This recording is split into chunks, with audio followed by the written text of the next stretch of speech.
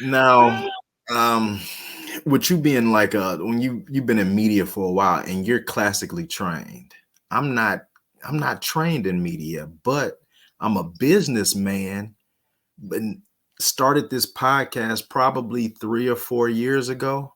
Hmm. And I often wonder, was I supposed to be in media? Because when I'm done with this podcast, I'll always have more energy. Like I literally love interviewing and I'm not trained at all, but I've got compliments on some of the questions I ask and how I present things. When you look at when you've been on the radio, you've been on TV, you've done digital media, in your opinion, what are the pros and cons of each of those? And you've been able to see it from being trained at Virginia State Hmm.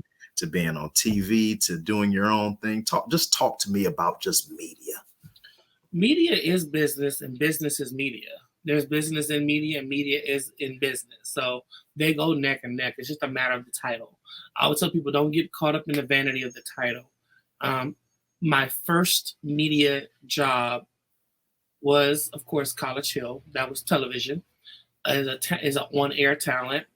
My second media job while College Hill was airing and I was at Virginia State was I was working at Power 92 in Richmond, WCDX. I was an on-air radio host, and that was part of the promo for College Hill to be on the local radio station in my hometown, which was cool. From there, I went to work at BET in the corporate communications department as a full-time employee.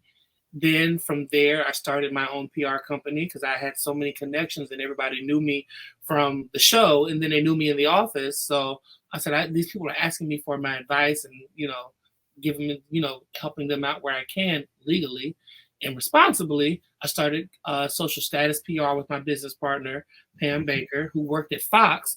So it was just about connections. And then from there, I had a bunch of different gigs like entertainment editor of Blue Magazine, helped launch Global Grind. That was Russell Simmons' entertainment website he had. We were doing PR for Dominique Wilkins, who was NBA Atlanta Falcons great, all-time great. We were doing PR handling his social media for him. Jumped back into digital. At that point, digital had got big. So again, relationships. I was in DC. I was at this event and I met this woman at the bar, and I was just going on and on about the Braxton family values. And I was talking about the Braxtons and how much I enjoyed that show. And, me, if you've ever been around me, I talk about some of everything. And I was just kind of sort of recapping what I had seen on television lately and how TV was funny at that point in time. Oh, I was talking about Mary. I think one of those Mary sisters had ran over her husband's car or something like that, or she was threatening to shoot him or something like that. And then the Braxtons was having all their, that lady was the head of development at WeTV. Didn't Wow. even know it. Shout out to Kristen. And offered me the digital correspondent position. So I now had my own digital recap series for WeTV that ran for 7 years, and it won them several awards. By the success of that, I met all the talent from the network from that. Everyone from Kim Kimball, that was on LA Hair, all the way down to who was the most interesting person I met? Mama June from Honey Boo Boo's mama. I love Mama June. Love her dearly. She's really cool in person. From that, I was able to host the network's reality awards. From that, I got another show, WeTV's first ever like budgeted talk show they did, which was digital. It's called 100 and Real with Misster Ray. I had Quay and Lala on there, Don Benjamin, James Chanel Wright. I had Milan Christopher on there, brought him. I had Amina from New York, Love and Hip Hop.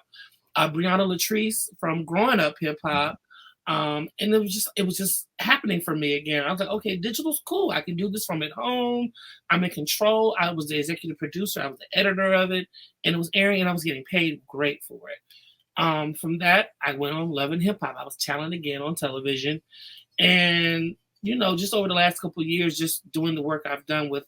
Now I'm getting into like advocacy work. I loved my college experience so much. I linked up with Yo-Yo, who was on Love and Hip Hop with us, and she got me involved with the Black College Expo. And for the last 2 years, I've been traveling the country. We give out $1 million a year in scholarships to Black youth to go to a trade tech or to a junior college or an HBCU. And I just like what I do. I don't ever like being in one lane.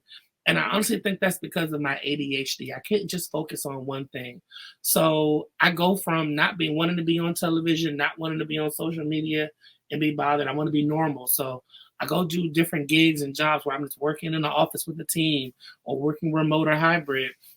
Then I start missing it a little bit. I start seeing stuff online, and I'm like, I could do that. And then you see me pop up doing all this press and promo and doing everything again. And it's just, I just never settle. I don't settle. I've never settled. I've never been okay with just being one way and being known for one thing.